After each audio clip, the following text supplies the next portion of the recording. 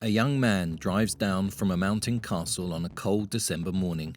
He is 26 years old. He is engaged to be married. He met the woman 6 weeks ago at a wedding in London. A call has come from the capital saying there is something urgent that needs discussing. He assumes it is about the engagement.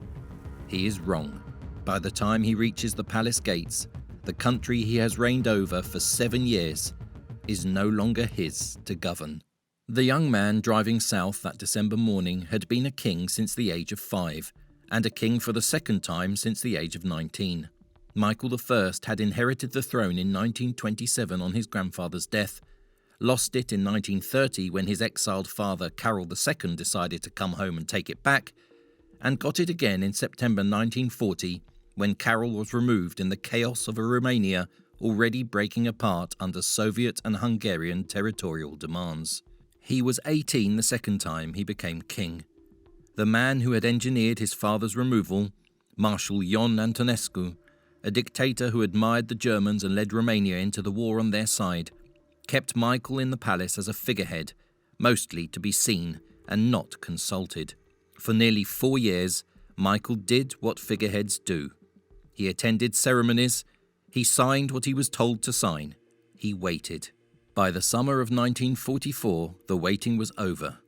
The Soviet army had broken through on the Moldavian front, the Germans were retreating across Romania, and Antonescu was still insisting that loyalty to Berlin was a matter of national honour. On the afternoon of the 23rd of August 1944, Michael, by then 22, summoned Antonescu to the palace. He had spent weeks planning this with a small group of opposition politicians, including communists. The plan was simple. If Antonescu refused to sign an armistice, the king would have him arrested on the spot. 3 years from that afternoon, the same king would be removed in a single morning by people he had helped to power. But that morning, he was the one doing the removing. The meeting lasted about an hour. Antonescu, his foreign minister, and his army chief of staff sat with the king while Antonescu explained the military situation. Michael asked him to break with Germany and sign an armistice with the Allies and the Soviets. Antonescu refused. He insisted Germany would simply nullify any agreement and that an armistice with Moscow was unthinkable. When the king pressed him to step aside, Antonescu shouted back, "What? And leave the country in the hands of a child?" Michael said quietly, "If things are so, then there's nothing we can do." That was the prearranged signal. A door opened. A colonel walked in with 4 soldiers. Antonescu screamed the place down, threatening to have them all executed. They marched him up to the first floor of the palace and locked him in a walk-in safe, the safe that Michael's father, the exiled Carol II, had built 4 years earlier to house his stamp collection.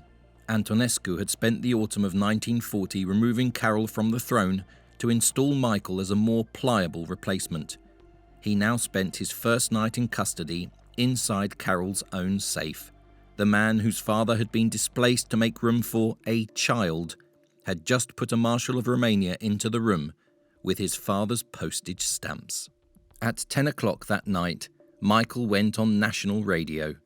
He announced that Antonescu had been deposed and that Romania had accepted the armistice offered by Britain, the United States, and the Soviet Union. The Romanian army, which had been fighting alongside the Germans that morning, would by nightfall be turning its weapons in the other direction. Hitler's armaments minister later told American interrogators that the loss of Romanian oil was the moment Hitler first admitted, in private, that the war was lost. The coup had been built across the summer. In June 1944, the opposition parties had merged into the National Democratic Bloc, Iuliu Maniu's National Peasants' Party, the Liberals, the Social Democrats, and the small but well-organised Romanian Communist Party. Their first meeting with the King's representatives took place on the night of the 13th to the 14th of June in a safe house at 103 Calea Moșilor, a quiet street in central Bucharest. The lead communist at that meeting was a man named Emil Bodnaraș, a name worth remembering because he would matter again. Bodnaraș had been trained as a spy in Moscow in the 1930s. He had presented himself to the king as a Romanian patriot. What August 1944 cost, Romania paid over the next 9 months. From the armistice through the German surrender, Romanian forces fought alongside the Soviets through Transylvania, into Hungary, and as far as Czechoslovakia. By May 1945, 2 Romanian armies took part in the Prague offensive. The total figure for Romanian casualties on the Allied side comes to 169,822 dead, wounded, missing men who had been fighting Germans only because their 22-year-old king had decided, over the course of a single hour in a single afternoon, that the war was over. For this, Michael was honoured by both sides of the alliance he had joined. In July 1945, Joseph Stalin personally awarded him the Soviet Order of Victory, the highest military decoration the Soviet Union had to give, designed in diamonds and rubies.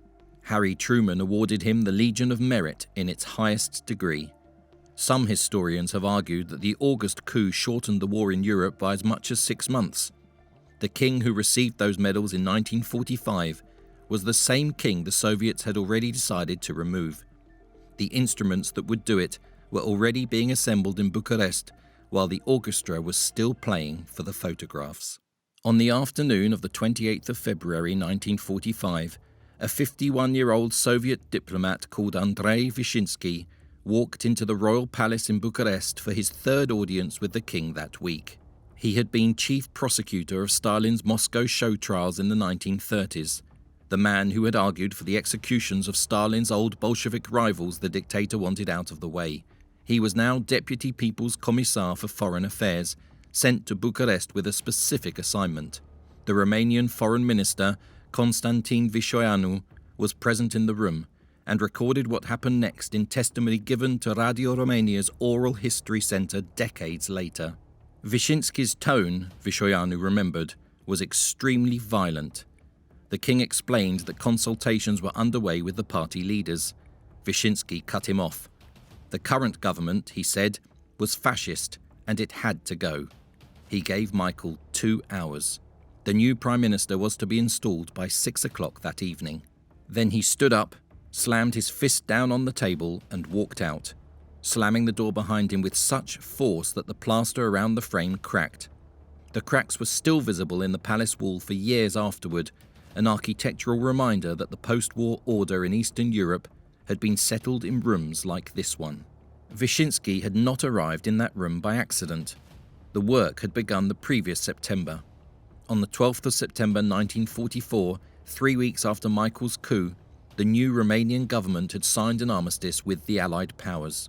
The terms had been drafted in Moscow and presented as a fait accompli. Romania was placed under the supervision of an Allied Control Commission. On paper, the commission was tripartite: Soviet, American, British. In practice, with the Red Army occupying the country, the Soviet representative chaired every meeting, and the British and Americans, as the State Department's own cables later acknowledged, were largely along for the ride. Romania had switched sides in August. By the autumn of 1944, it was occupied by the people it had switched to. For the first 6 months after the coup, Michael managed to keep a series of broad coalition governments in office under 2 interim generals, ending with General Nicolae Radescu. They were not communist governments. They contained the historic parties, Maniul's National Peasants, the Liberals, the Social Democrats, alongside the small but well-organised Communist Party. Then, in February 1945, the Communists began a coordinated campaign to bring Radescu down. Workers' demonstrations were called in Bucharest. Soviet press attacks accused Radescu of harbouring fascists. The Allied Control Commission cut the strength of the Bucharest police, and Soviet foot patrols, tanks, and aircraft appeared on the streets to make the point. On the 24th of February, troops fired on a demonstration. Several people died. The Communists blamed Radescu, who blamed the Communists. By the end of the month, the situation was, in the language Vyshinsky used to the king, no longer democratic enough. Vyshinsky's first audience with Michael had been on the 27th of February. He demanded the dismissal of the Radescu government. The king said he would consult the parties. Maniu was absolutely opposed to a communist-led government. The Liberal leader was willing to accept a compromise if the historic parties were equitably represented. The American minister in Bucharest cabled Washington asking for instructions. Washington's reply, preserved in the published Foreign Relations of the United States volumes for 1945, is one of the more revealing documents of the early Cold War. In the absence of explicit instructions, the minister was told, it would be a mistake to suggest the king delay beyond the Soviet schedule. The United States, 3 weeks after declaring its commitment to free elections at Yalta, was now privately advising the Romanian king to give Stalin what he wanted on time. On the 6th of March 1945, Michael appointed Petru Groza as Prime Minister of Romania.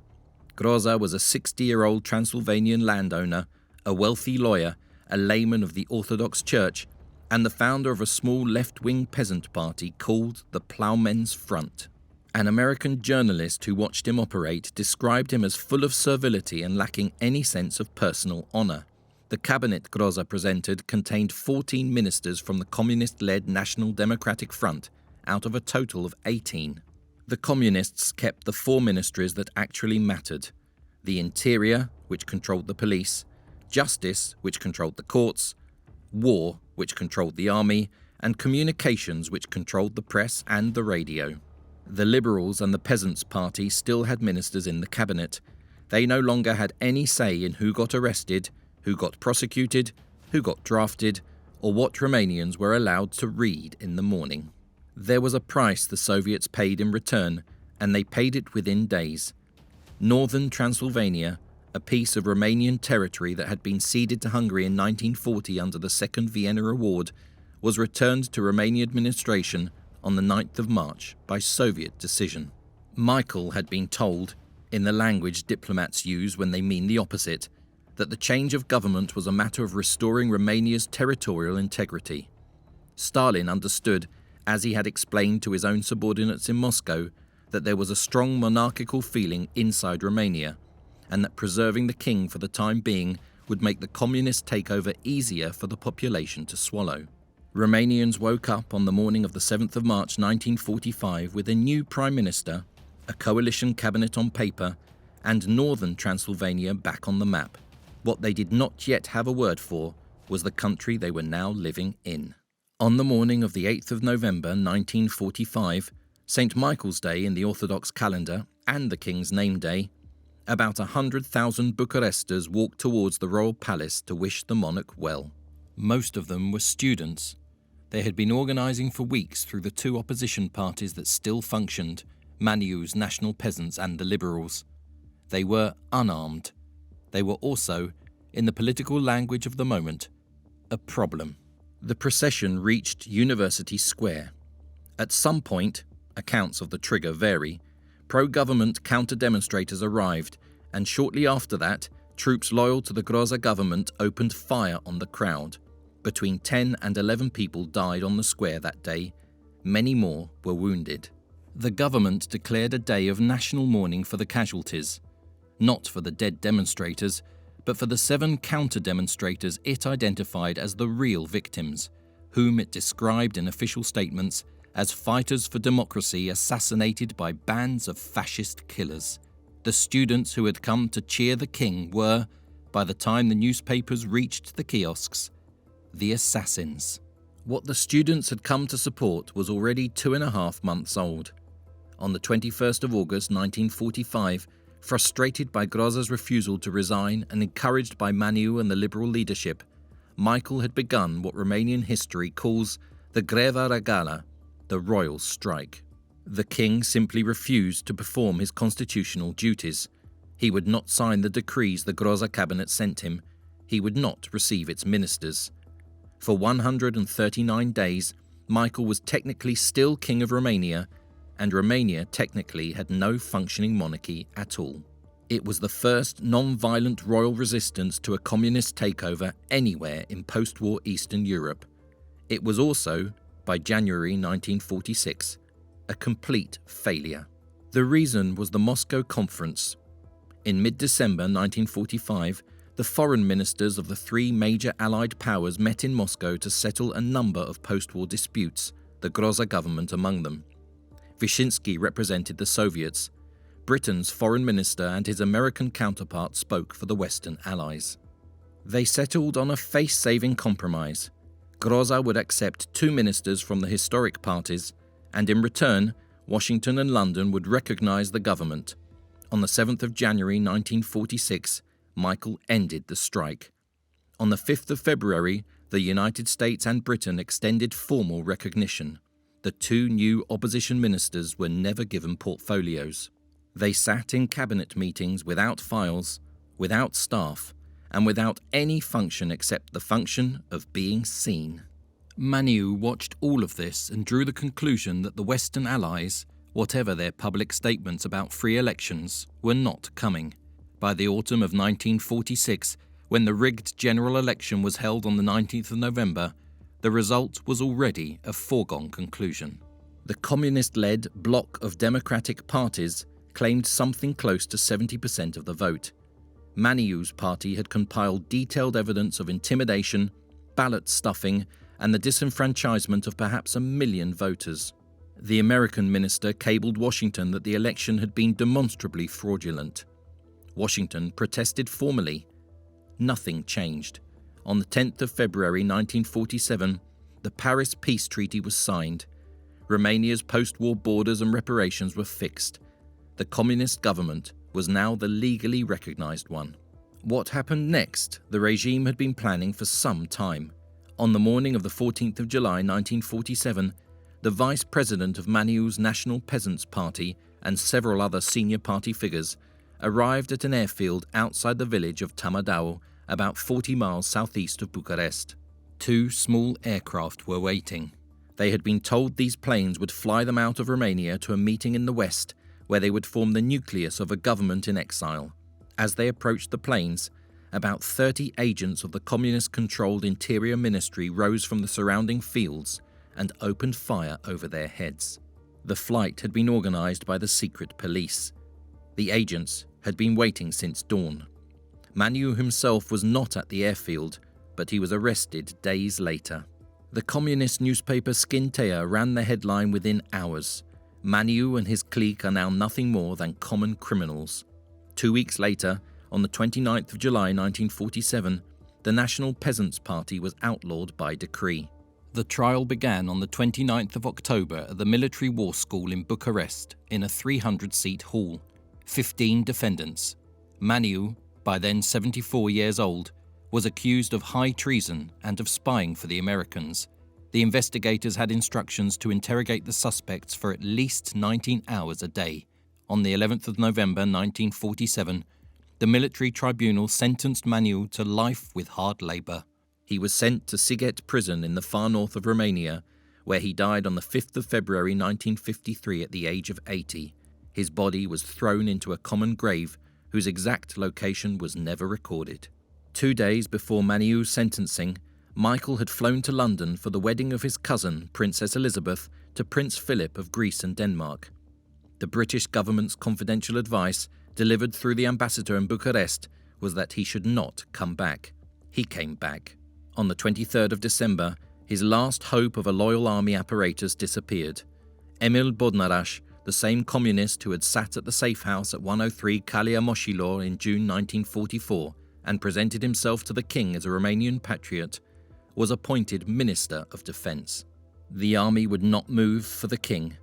The man who would make sure of that had spent 13 years preparing for the morning of the 30th of December. On the morning of the 30th of December 1947, Michael was at Peleș Castle in Sinaia in the Carpathian foothills, preparing for a New Year's party. His mother, Queen Helen, was with him. At 8:30 that morning, a 25-year-old sub-lieutenant of the Royal Guard Battalion named Milos Pavel presented arms as the King and Queen Mother left the castle for Bucharest. He had no idea, he told Radio Romania 50 years later, that this was the last honour guard a Romanian king would ever receive. Around mid-morning the telephone rang. It was Petru Groza calling from Bucharest. He needed to see the king urgently. Michael got in a car and drove south. When he reached the Elisabeta Palace in Bucharest just after noon, he found it surrounded. The troops outside were not the Royal Guard. They belonged to the Tudor Vladimirescu division, a unit recruited in the Soviet Union from Romanian prisoners of war and now under the political control of Defence Minister Emil Bodnaraș. That afternoon, the young guard officer who had presented arms to the king at Peleș that morning drove down to collect his pay before going home for New Year's. He had been driving through fog all day and reached the Victoria Palace gate around 4 o'clock with no idea anything had changed. The men holding the gate wore what looked like Russian uniforms, but spoke Romanian. He was disarmed and arrested. The palace's external telephone lines, Michael discovered when he tried to use them, had been cut. Petru Groza was waiting for him inside. So was Gheorghe Gheorghiudeș, the Secretary-General of the Romanian Communist Party. On the table in the dining room was a sheet of paper that had already been typed. According to the later account of Albania's communist leader, who recorded a long conversation with the Romanian leadership, there was also a Browning pistol on the table, already loaded. Stalin's eventual Soviet successor, in his own memoirs, repeated the same account from a conversation with Gheorghiudeș years later. Michael, in interviews decades afterwards, said that Gheorghiudeș told him plainly, if he did not sign, 1,000 recently arrested students would be executed before the day was out. Michael asked for time. He was given 2 hours. He used some of it to try to telephone units of the army he believed still loyal to him. The lines were dead. Bodnaraș had spent the previous week ensuring that every unit capable of moving on Bucharest answered to the Communist Party. The army Michael had once commanded was no longer his army. The country he had inherited at 19 and saved from the wrong side of the war at 22 was no longer his country to govern. A little before 2 o'clock, Michael signed. The radio broadcast that evening was a recording. Michael's voice told Romanians that he was abdicating in their interests and asked them to support whatever government they now had. The recording had been made earlier in the day under duress, and the king himself was made to listen to it being played as he sat in the same dining room where he had signed. That evening, the Romanian People's Republic was proclaimed and the Constitution of 1923 was abolished. On the 3rd of January 1948, Michael, accompanied by his mother, his fiancée whom he had met in London 6 weeks earlier, and a small retinue, boarded a train at Sinaia and crossed into Hungary.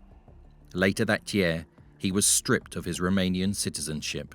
He was 26 years old.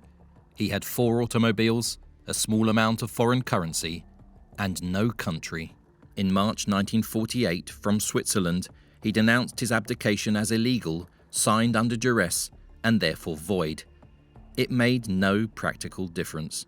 The Western allies, who had recognized Groza 2 years earlier, were not about to revisit the question. The Kingdom of Romania ceased to exist in international law, and the King of Romania began a second career, chicken farmer in England, test pilot, eventually stockbroker in Geneva. The medal Stalin had given him in 1945, the Soviet Order of Victory in diamonds and rubies, he kept. He outlived all of it. He outlived Groza, who died in 1958, and Gheorghiudeș in 1965.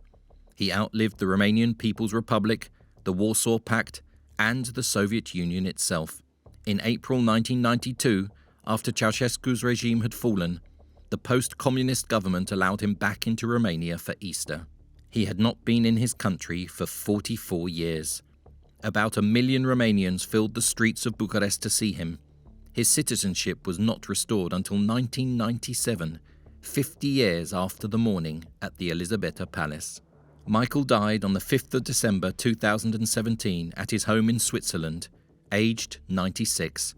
At his death, he was the last living head of state from the Second World War and the last surviving recipient of the Soviet Order of Victory, the medal Stalin had pinned on him before Stalin's deputies forced him from his throne. His body was returned to Bucharest by train. Around 1 million Romanians lined the streets of the capital for his funeral procession, the same number who had come for him in 1992. 70 years and 1 week after the lunch at the Elizabeta Palace, a king who had been removed in one morning by people he had helped to power was being mourned in numbers no Romanian government, communist or post-communist, had ever managed to draw. Well, that's it. Thanks for watching. If you'd like to see more stories, please like and subscribe, and let us know in the comments which story we should cover next.